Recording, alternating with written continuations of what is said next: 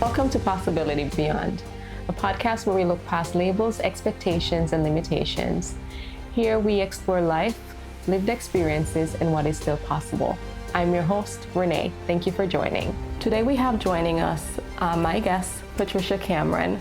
She is the director for Family Ties of the Federation for Children with Special Needs. Thank you so much for joining us and welcome. Patricia has over 40 years in experience working with children and families with special needs.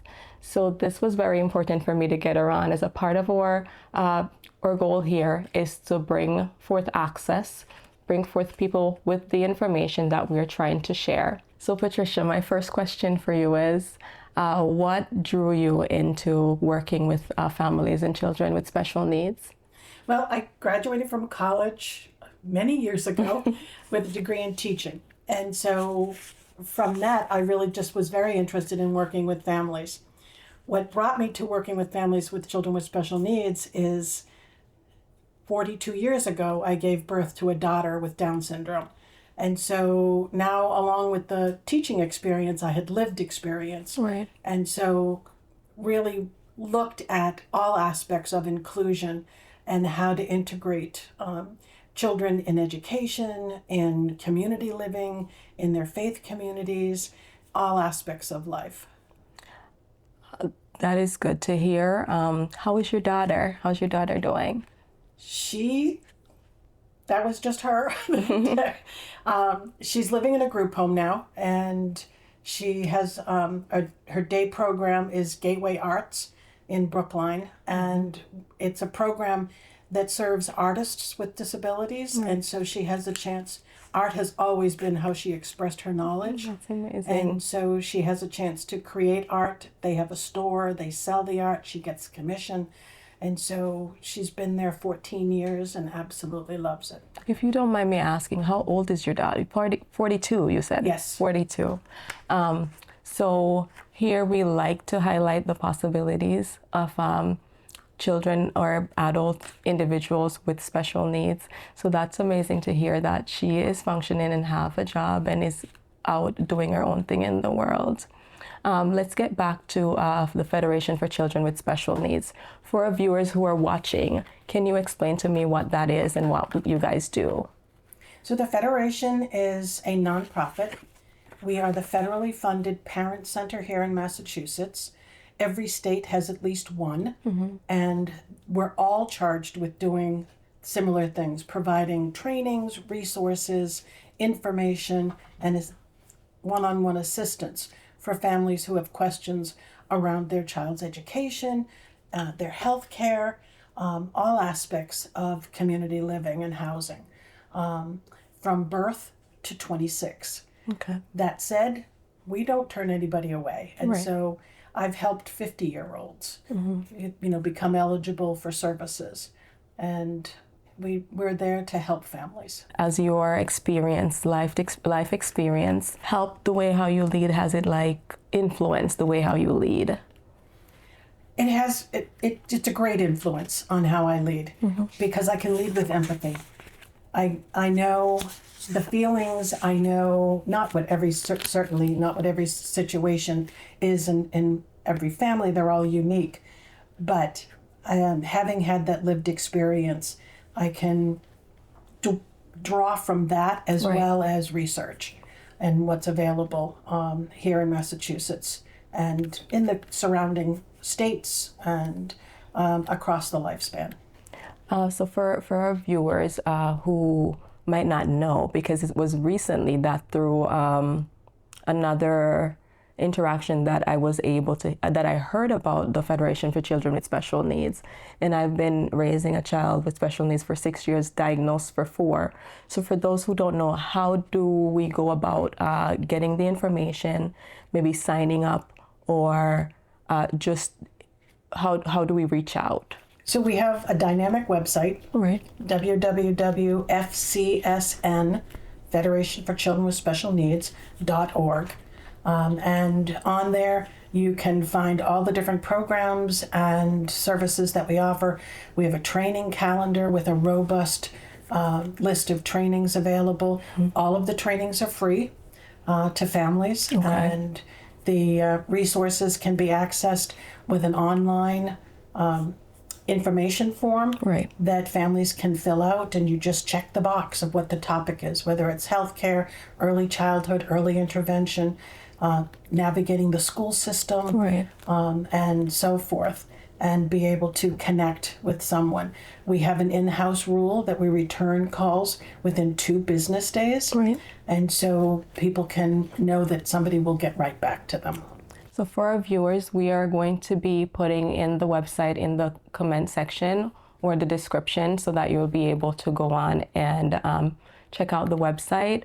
I've been on there myself, and it is a very easy, user-friendly website. There's different programs that she said on there. I just signed up for the IEP training because that's very important. As a parent, I was just, going into these meetings, not necessarily knowing what to expect. So I'm looking forward to that. You did mention that the programs are free. Is there any cost to families, like initially signing up? We have a multi-session course to become a stronger advocate. It's called PCTI, Parent Consulting Training Institute. Right. And that, there's a cost involved, but we also offer scholarships. Right. So we don't want cost to be A factor. a barrier. And, in addition to families, we also train specialists as well. So Right. anyone can take advantage of our trainings.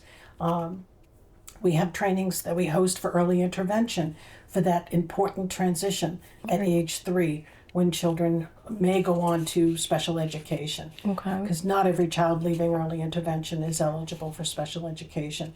And we talk about the difference in eligibility because one program serves at-risk children, early intervention, and at-risk is, unless there's a diagnosis of developmental delay, Right. wouldn't make a child potentially eligible for special education. Right. So it's all information that's really important. to learn. Absolutely. What are some practical ways how the FCSN empower family in everyday life? Information. I think that's just sort of where to start Right. and where to continue to grow. Children develop over the years, their needs change, and more information may be known about their particular area of special needs. And so the more you can learn, the better you can advocate for your child. Would you say are some of the biggest barriers that you guys face right now providing services? Well, given the current federal administration, we Right. are continuing on, but we're all holding our breath. We're all holding our breath to make sure that we continue to be funded. And we want to make sure that families have access to information. We're, as a nonprofit, always looking for other avenues of funding Right. and pursuing any areas that we can so that we can guarantee that we will continue to exist and be available to families and providers around the state. So for people who might be watching and would like to help, you guys take, as a nonprofit, you guys take donations. And is that only in the form of financial assistance? Do you take volunteers? Are there other things that viewers could help with? There are a lot of ways to be involved. On the homepage of the website, there's a nice red button that says donate. That's Right. the easiest thing to do. Yes. But we also have a whole unit of volunteer opportunities. And we have different programs where we really rely on volunteers to help. Our parent-to-parent program is a chance for families to connect with one another when they have a similar lived experience, because there's nothing more valuable than talking to another parent Right. and who's been there, done that. Absolutely. And to be able to just provide that emotional support. Right. The other program that we have is our caregiver to caregiver program, where they provide respite for one another. Right. And we match families up, again, with children and life experiences that mirror one another. And they can, particularly for children with complex medical needs, Right. they know how to do tube feeding. They know how to do, suctioning and rest for respirators and so forth. And so respite is so needed and Right. so hard to come by that we have our volunteer program and we do background checks and everything else because you're inviting someone into your home to Right. care for your child. So for our viewers who have never heard of the term respite, what particularly is that? So respite it's a wide definition. It can be the opportunity for somebody to come in and watch your child while you go grocery shopping. Right. Or you and your partner can go to the movies. Or you can take your other children to an event that perhaps wasn't accessible for your child with a disability. Right. And it can be anything from 2 hours. It can be so that you can go take a shower uninterrupted. And so it's really addressing the individual needs of families. And so how do you go about signing up for that? Right on our website, you can look on, there's 4 buttons for families, for professionals, and I'm forgetting the other 2, but I know there's 4 there. And you can look at for families and, click the C2C, caregiver to caregiver button. So this for families with special needs, as you guys would already know, that it's we love our children, we love our family members, but caregiving is intense and it can be overwhelming sometimes. And it's never like it's nothing to be ashamed of to ask for help.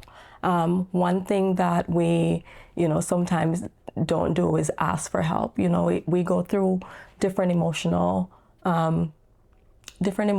things. You sometimes feel guilty for leaving your child, but you have to take care of yourself too. Like you have to fill the cup where you pour Absolutely. from so that you're able to show up better for your children or your family members. So I think a lot of people will definitely benefit from this information. Because childcare, especially for me, it was a big thing because I struggle with trust. Trust is a very, very big thing for me. So you said that you guys do background checks and you match up families. Do you have an opportunity to meet the family before? Absolutely. Okay. Yeah, we pace it to your comfort level. Right. And, and so it's an opportunity to meet perhaps over Zoom and then invite them in, the first doesn't have to be in your home. Right. Because that's just getting there. There's an element of trust that's needed. Absolutely. And so, but you could meet for coffee, you could meet at school, you could meet, in some neutral place that allows you just to get to know one another. Absolutely. I was just going to say companionship. It's way easier talking to a family that knows exactly what you're going through because they've lived it. It's lived experience. So there's really no judgment. They're just there to help or to listen, and they can relate to exactly what it is that you're going through. So what keeps you hopeful for the future for families and children with special needs? Oh gosh, there's so much. There's so many opportunities now for children and families as young people grow and leave school and go on to. There's all kinds of opportunities, even in college. There are programs now that encourage young people with disabilities to attend college. Here in Massachusetts, all of our junior colleges and universities are free. Yes. And they all have programs that help support young people with disabilities within the college. It's not special education because that ends at 22. So there's no longer an entitlement. But there are those support services within every college and community college and so forth. It's up to the young person, though, Right. to be able to advocate for themselves. Right. Because the parent, after 18, unless they have guardianship, is not the voice for the child. The child has to create their own voice and Right. their own self-advocacy skills. And how do we teach that from an early age, how to advocate for yourself? We have a fantastic youth program, and starting at age 14. And We have conferences 3 times a year called Planning a Life, and then Visions for Community Youth Conference, which brings youth in to start preparing, learning how to advocate, Right. learning how to ask questions, Yes. and being aware, regardless of how they communicate, whether it's through sign language, through words, through a communication device. We want young people to have a way to express themselves. And with the new IEP in school now, that's a mandatory question, which was never there before. Right. Was, does the child need assistive technology? And you can ask that at 3. Yeah. And so if your young child is yet to be verbal, Right. they may benefit from picture cues, from sign language, AC augmentative devices. communication devices. And so we're getting better and better at helping young people to communicate. And you have worked in the school system for years. How, like, from back then leading up to now, how would you say that it has improved, or have you seen significant improvements? I've seen such change. Some has been improvements, and some I think, we're still stuck in ways. Special education and general education needs to get closer together. And I think that I graduated prior to special education laws. We just took every child. Right. I wish it was like that now. Yeah. And so to be able to have a way to support all children at every stage in their development, and to be able to create supportive schools, not special ed and general ed, but to bring that both together. And there are schools doing beautiful jobs doing it, where there's co-teaching in the classroom, where the special educator consults with the general education teacher who knows the curriculum, Right. and that special educator can provide the supports and strategies to reach a child who may learn differently from some of the other children. Awesome. Through either your own experience or your career, is there a story, like a specific story that you would be able to share as it relates to possibilities beyond the disability? Oh my gosh, it just gave me goosebumps. There are just so many wonderful stories. Yeah. And I think even my first year of teaching kindergarten, and 5-year-old Clifford, that's not his real name. We're giving a name. Had a seizure disorder and came to kindergarten, because that's what you do when you're 5. You go to kindergarten. And the school is like, oh, we can't do this. And I was like, yes, we can. Yes, we can. I got rid of all the desks in the classroom. I created like a coffee table low to the ground with little bucket seats around it. So if Clifford had a seizure, he didn't have far to fall. Right. And now it's called universal design.